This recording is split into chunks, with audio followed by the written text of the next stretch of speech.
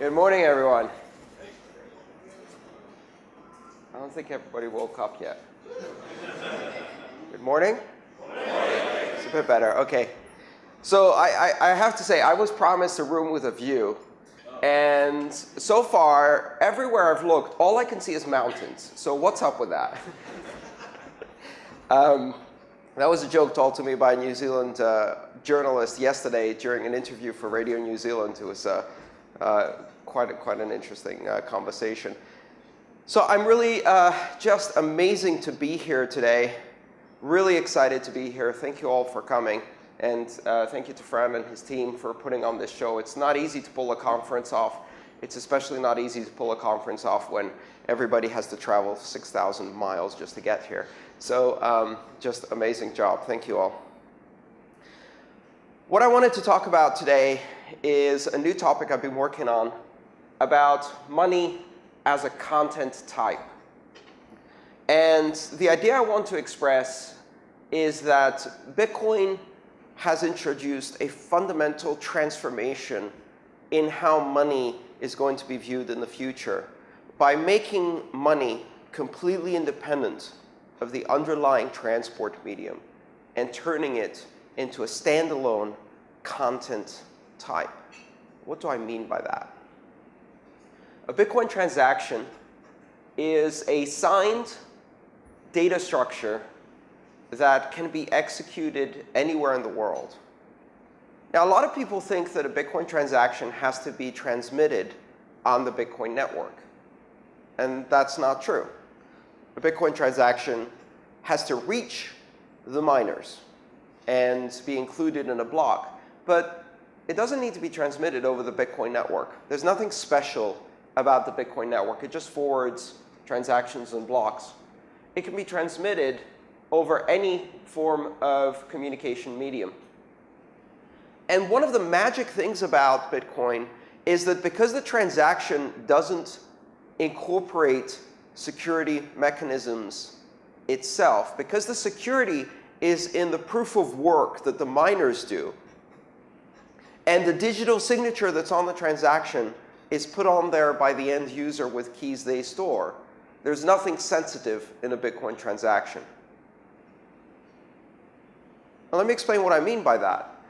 If I go to a merchant today using a point-of-sale system or a credit card, what I am transmitting to the merchant via a long series of intermediaries is the credit card number, expiry date, CCV2 code on the back of my credit card. I'm actually transmitting the secret keys. I'm transmitting the access codes to my account. Now, that information is sensitive. If that information is captured, my account can be compromised. I can be charged again and again, either by the merchant or one of the intermediaries or any hacker who's taken any of this information from any of the intermediaries. So that information needs to be very carefully protected. If you think about it, from the moment the credit card comes out of my pocket until the money is in the merchant's account, it is transported across the network in a series of virtual armored cars. There's encryption from the point of sale to the merchant's back end, from the merchant back end, encryption through to Visa for batch processing, and from Visa encryption through to the originating bank and to the destination bank, encrypting this token at every step of the way because it is the secret key. If that encryption fails at any point in the chain, the security of your credit card is compromised. And that credit card is also stored at many of the points of transit. It's stored for historical purposes, which is a terrible idea because that creates a centralized treasure trove, a stash for hackers to attack. And we've seen this happen again and again.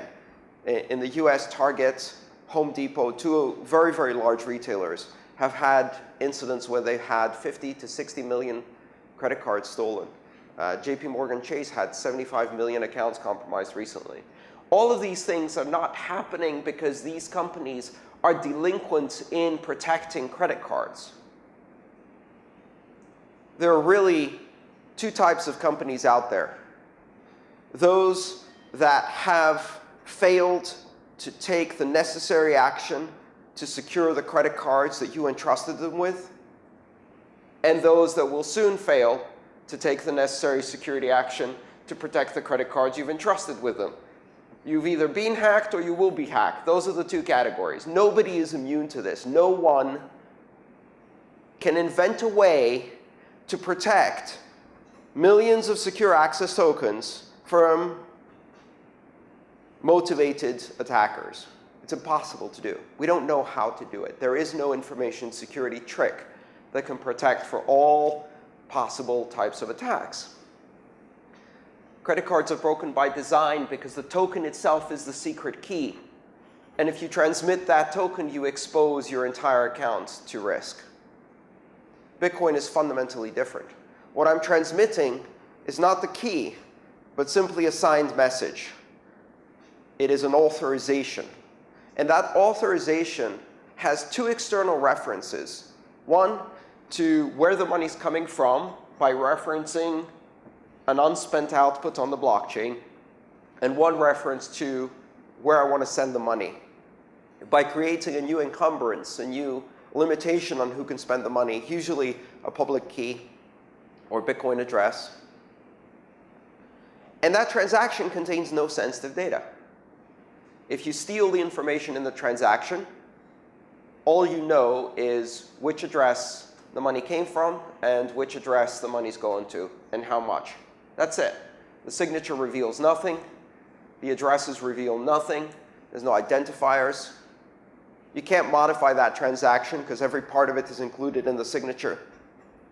You can't do anything other than replay it, in which case, if it didn't go through the first time, you're helping the person who signed it to propagate it more effectively into the network. You could take the transaction, you can print it out, you can post it on a billboard, you can shout it from the rooftops. A Bitcoin transaction can be transmitted over a completely unsecured Wi-Fi, by smoke signal, by light signal, with carrier pigeons. Doesn't matter. Nothing in that message can be compromised. But most people don't realize what it means to convert money into a content type.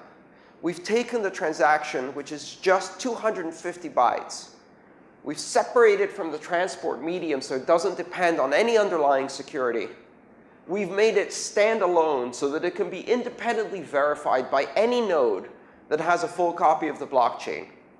Independently verified as spendable, authentic, and properly signed by any system that has a full copy of the blockchain. In fact, even by systems that only have a partial copy of the blockchain. And that transaction can be verified in seconds. And all it has to do is reach one node in the network that can talk to miners. That's it. Once it's injected into the Bitcoin network. And once it propagates, you can be almost certain that that transaction will be included eventually and will become valid. If I look at a transaction, I can calculate if it has sufficient fees. And then I can make certain assumptions about how miners are going to treat that transaction because I know the rules by which they operate on a consensus network. And therefore, I know that once this is propagated enough, this transaction will appear in a block near you soon, right? And there's nothing magical in the transaction. So let's think about this for a second. How can you encode 250 bytes and transmit them across the network? Someone recently asked me, and I get this question a lot, can't tyrannical governments ban or block the transmission of Bitcoin transactions? And the answer is no, but I don't think people quite understand why the answer is no. So I'll give you a couple of theoretical examples to show what I mean. My first ridiculous example is the encoding of Bitcoin transactions as emoticons or smileys in Skype. Skype has a 128-character emoji alphabet, which allows you to send various frowny, smiley faces, thumbs up, thumbs down, sunny days, beating hearts, birthday cakes, all of those kinds of things. Now, let's look at that from an information content perspective. That's a character set, right? So if I'm a computer scientist, I look at that and I think, OK, I now have a base 128 encoding. I have 128 characters. That's a base 128 encoding. That's a really efficient encoding scheme, right? Bitcoin address is a base 58, and you can fit 256 bits in just 33 characters. A base 128 encoding would allow me to send a 250-byte transaction in just over 15 characters. 15 smileys. A Bitcoin transaction is 15 smileys. I can literally, mathematically, I can write a little script. It's 2 lines of Python, probably. If you're really efficient, it's probably 1 line. No libraries needed. Where I can take the hexadecimal representation of a Bitcoin transaction, 250 bytes, and encode it in 15 of one of the 128 possible emoticons. I can then type that into a Skype window anywhere in the world. And as long as the recipient who receives that string of 15 smileys types it into a decoder script and then simply injects it into the Bitcoin network, that transaction will go through. The recipient could be a robot. The recipient could be an automated listening station that is designed to take 15-character smileys on Skype and transmit them onto the Bitcoin network. Now, explain to me how anyone can make that stop, other than by shutting down Skype. And if they shut down Skype, I'll use Facebook. And if they shut down Facebook, I'll use Craigslist. And if they shut down Craigslist, I'll put my transaction in a TripAdvisor review. And if they shut down TripAdvisor, I'll post it as a comment in the history of a Wikipedia article. And if they shut that down, I'll post it as the background of a JPEG image in my holiday snapshots. Money is now completely disconnected information content. There is absolutely nothing you can do to stop information from traveling from anywhere in the world to anywhere in the world when you have an abundance of fully interconnected multimedia communication mechanisms as we do today. But let's say we didn't have the internet. So I came out with an even more ridiculous harebrained scheme, which is the transmission of Bitcoin transactions over shortwave frequency hopping burst radio. So this is if you want to go completely guerrilla style. In the Second World War, in occupied France, the Allies dropped thousands of shortwave radios, complete kits with little parachutes from airplanes, so that partisans on the ground could hide these in barns, in tree hollows, in abandoned buildings, under bridges, and use them to communicate with various Allied command centers around Europe from right under the nose of the occupying Nazi force. And one of the things about shortwave radio is that not only do you have enormous range, but you can also, in certain frequencies, bounce off the stratosphere. And at the time, they used this for voice communication or coded numbers communication, right? So Morse code and various one-time pad encryption schemes. So I'm going to make it really, really simple. Nowadays, I can go out and get a kit that allows me to connect a very simplistic shortwave radio transmitter to my laptop via USB. Now all I need is an antenna. Now the nice thing about that is that in shortwave radio, an antenna consists of a sufficiently long piece of metal, a railway line, a clothes line, a broken down electricity line, a fence line, a razor wire fence, which I notice in New Zealand you have lots of, right? It's right around those fuzzy white things that are everywhere. So now the transmission of a Bitcoin transaction involves plugging in a laptop, attaching it to a fence post, pressing enter, and transmitting a burst transaction for 25 seconds. And as long as there's a receiving station somewhere within the surrounding 1,000 miles that is connected to the Bitcoin network, and you can hide the receiving station anywhere you want. It's a passive listener. It can't be triangulated. It can inject the transaction into the network. So now if I'm a guerrilla and I want to buy something, I construct the transaction offline, and when I'm ready, run out into the middle of the field, clamp my transmitter onto a clothesline, press enter, transmit for 25 seconds, pack up my gear, and disappear into the forest. How the hell do you stop that? You don't. That's the simple answer. You don't. But that's just the beginning, because once you realize that money has become a content type, transactions have been disconnected from the medium, some really important secondary characteristics emerge. You see, the thing is, the medium is the message, as someone famous once said. And the primary reason the medium is the message is because the medium constrains, transforms, and in many cases distorts the message. When your medium is TV, your message is 18 minutes long, interrupted by advertising slots.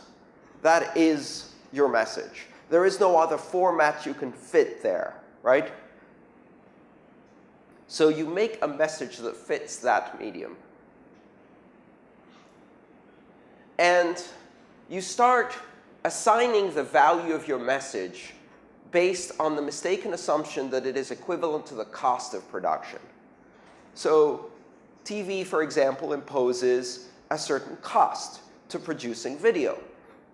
And people who are in that business make the mistaken assumption that the cost of producing TV is the same as the value of that show. The more you spend on it, the more valuable it is.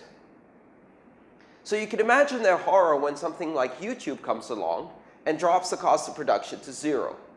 Now, what do you think is the immediate assumption that people make in that industry? If the cost is 0, then the content is worthless, right? And that is a fundamental misunderstanding of what happens when you separate the content from the message, from the medium, when you separate the message from the medium. Because what it does is it shifts your perception of value from the cost of production to the value it has to the consumer when they consume it. Let me go to an even older example.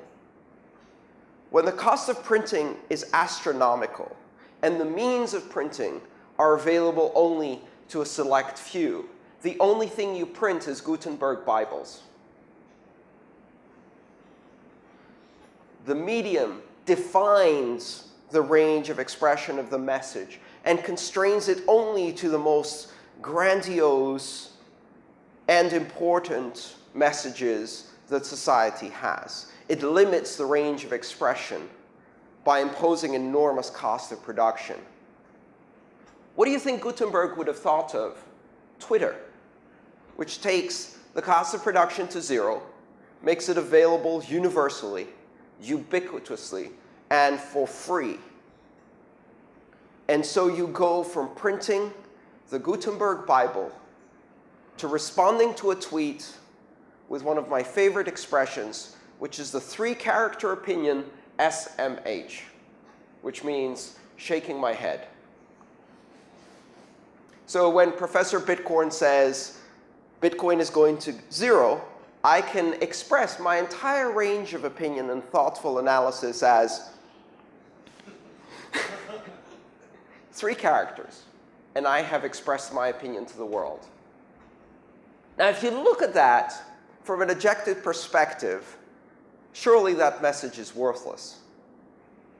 And so you make the mistaken assumption that if the cost of production is 0, and the message appears trivial on its face, then the entire combination of medium plus messages must be worthless, must be trivial, must have no value. And that's a mistake that people have made at every turn in history. So when Twitter first came out, people assumed that it would only be used for the trivial. And yet, a year ago, I was watching CNN International covering the Egyptian revolution. And they're live streaming tweets from Egyptian revolutionaries on the streets of Cairo, giving live reports about what is happening minute by minute. And the CNN anchors are doing nothing. They're pointing at the screen, showing the tweet. Look, oh, we have another tweet. And here's another tweet from someone we don't know. And here's another tweet. They've been reduced to the role of a TV show model going, and this wonderful refrigerator will be yours if you win the prize behind door number 1, which, you know, I find extremely gratifying to watch one of these talking heads like Anderson Cooper basically reduced to reading tweets off a screen. Because they mocked it. Because they made the mistaken assumption that if the cost of production is 0, then the value of the message is 0. They confused the medium for the message. They made the mistaken assumption that their control over the medium was the source of quality. And long after quality disappeared, they clung to control and thought that control was the only way to achieve quality. And if you remove control, you remove quality. And that is stinky, unabashed elitism at its absolute worst. It assumes that the gatekeepers are the source of quality. And all they are is gatekeepers. They assume that the fact that they have the expensive medium means that the message is worth listening to. And the moment you tear that message away from the medium and you open it up to an entire range of expression, yes, it will express the most trivial messages of your culture, including SMH. But it will also express the most interesting messages of your culture eventually. Today, in US schools, children read the Federalist Papers, which are letters of correspondence exchanged between Thomas Jefferson, John Adams, Benjamin Franklin, and many of the other founding fathers. In 100 years, people will be reading the Federalist tweets of the Cairo Revolution. That's not an insane idea. That is the path of human civilization. We've seen this happen again and again. So now they mock Twitter as trivial because they don't understand the distinction between message and medium. But TV was once mocked as a trivial pastime because it obscured the art of cinematography. And cinematography was a trivial pastime because it cheapened and vulgarized the art of the theater. And the theater was a vulgar and cheap pastime of Victorians because it trivialized the great dramatic plays of the Romans and the ancient Greeks. And you keep going down this path and you eventually arrive at Aristotle saying that philosophy is dead because nowadays the kids all want to watch dramatic presentations instead of reading their philosophy books. He probably complained about their long hair too. Every generation mistakes the medium for value and considers the next iteration of the medium that widens access, that opens availability, that broadens the range of expression. They consider that medium trivial, vulgar, cheapening the message. What they don't understand is when you cheapen the medium, you release the message and you elevate it. And you are able to now express a broad range of messages. And yes, the first ones will be trivial. And the reason they'll be trivial is because the previous medium didn't allow that expression. It didn't have within it the ability to have that expression. So yes, you will have the SMH. But you'll also have live tweets from the Cairo Revolution. And by the time they figure that out, the new medium is the quality message. And we can turn around and call the next one vulgar and cheap. money is a content type, and we just wrenched it free from the medium. And the medium has been a series of interconnected networks that segregate money by size and recipient. We have payment networks for small money. We have payment networks for large money. We have payment networks for fast money. We have payment networks for slow money.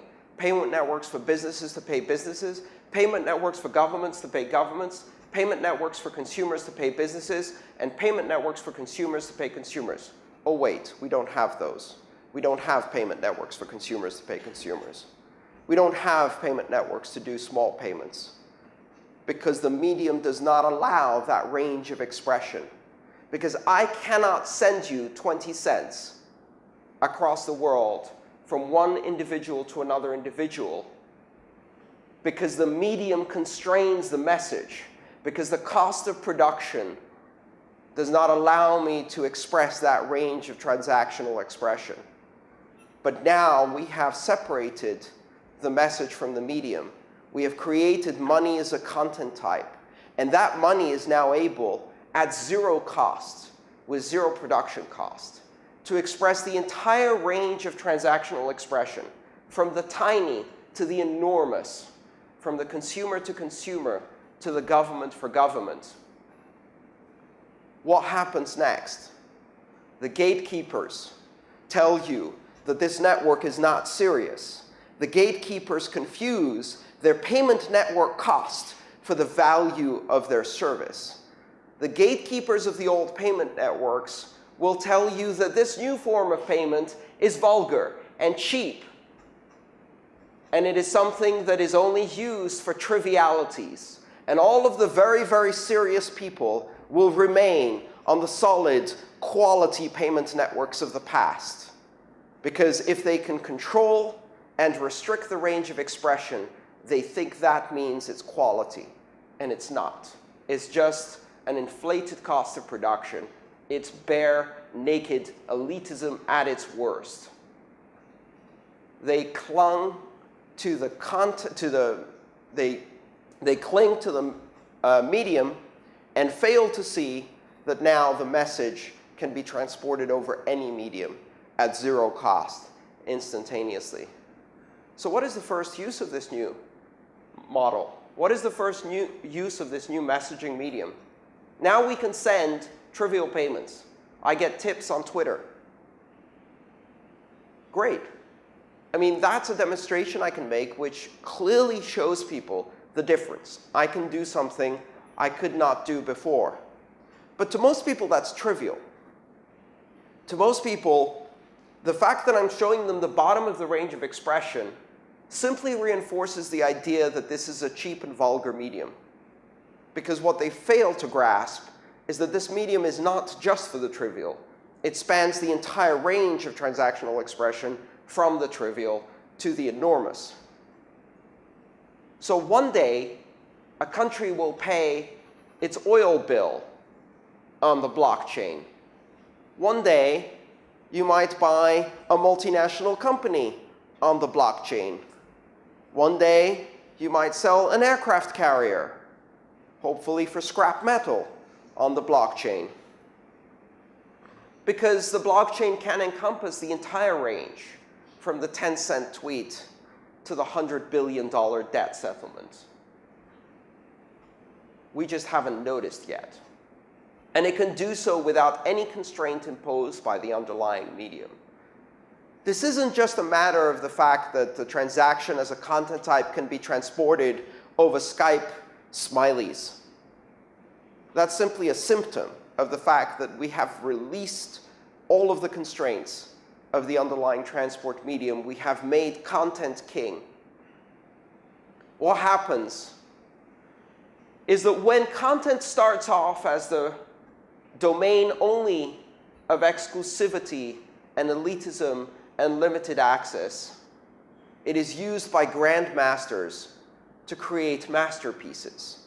The Gutenberg Bible, the first photographs, the landing on the moon, televised for the first time, the great movies of the past. masterpieces made by grandmasters. And then the medium changes because the technology becomes more available. And people start using it for a broader range of expression. But the gatekeepers cling to the old ideas, so they still try to do the grandiose with their medium. They print hardback, heavy-covered, leather-bound books. Principia Mathematica. And then the medium opens up again, and things become softcover, and photographs become available to the everyday person in 24 exposures. And the gatekeepers of the past still cling to the past. But now they can't really pretend it's grandiose, so they just do grandstanding. They just say, well, there is a certain je ne sais quoi to film. There's a certain quality to vinyl that CDs will never capture. A TV anchor really has authority. Don't you remember Walter Cronkite? A newspaper is the source of authoritative opinion, and it really is worth the paper it's printed on. Now they're grandstanding. The grandiosity is gone. The quality is gone. Now it's just a matter of clinging to the control and pretending that control is still quality. And finally, in this grand arc of technology, the technology reaches the final stage. And in that final stage, the only people who still believe it's grand are grandparents. In the grand arc of technology, what started out as a masterpiece is now only consumed by those in the last stages of their lives. The first checks written out were used by royalty to fund great ventures like the East India Company to open the spice roads and trade routes to the east. And in those days, only royals had checkbooks. And today, if you go into a supermarket and the grandmother, bless her heart, in front of you in the line, opens up her purse and pulls out the checkbook, 15 people in line are going to groan audibly as they realize it's going to take 15 minutes to write out that transaction. And there's nothing left of the grandiosity of funding the East India Company when you're buying beans and toast with a checkbook in a supermarket. It's the final stage. And the only people watching Fox News now are grandparents, because we all get our news on the internet. What was once trivial is now our source of authoritative news and information. And you can't explain that to the old guard. And we read our books electronically, while some people say, well, there's something about the feel of paper. Yes. It's too heavy to carry 20 books in your bag. And I read 20 books in 4 or 5 weeks. And so I need to carry that many. There's nothing about the feel of paper. You're clinging to the past. So as we move into this world where money is a content type, the gatekeepers of the old payment systems will cling to the illusion that traditional banking is quality, that the gatekeepers are the quality, and the quality is inherent in the gatekeeping, in the control, in the censorship, in the limitations. But that's not where the quality is. And we're going to move on and open up the range of expression that's possible with money to unimaginable levels that have never happened before. And they'll still cling to their ideas of grandiosity, the great old banks with the vaulted ceilings and the chromed vaults that are empty, where you can get guided tours on Sundays to look at what banks once used to be like. And you go into cities around the world, and the great vaults of the great old banks are now bars, where you can get a cocktail mixed in the vault.